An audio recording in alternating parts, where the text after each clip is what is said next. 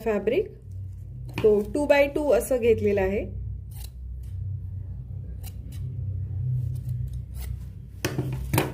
हे बघा, आणि असे आपले बॉल्स मिळतात इथे, थर्माकोलचे बॉल्स, त्याच्यापासून आपण पोटली तयार करणार आहोत. तर इथे मी बॉल्स हे केलेला आहे. ह्याच्यामध्ये पूर्ण असं व्यवस्थित हे करायचं त्याला, आणि टाईट होईपर्यंत ह्याला गुंडाळत राहायचं असं व्यवस्थित.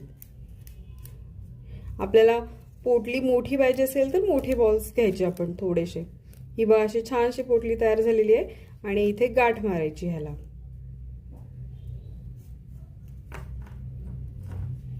अशी गाठ मारायची. ही बघा अशी छानशी पोटली तयार झालेली आहे. आणि अशा ह्या पोटल्या आपण स्लीव्जला, टॉपला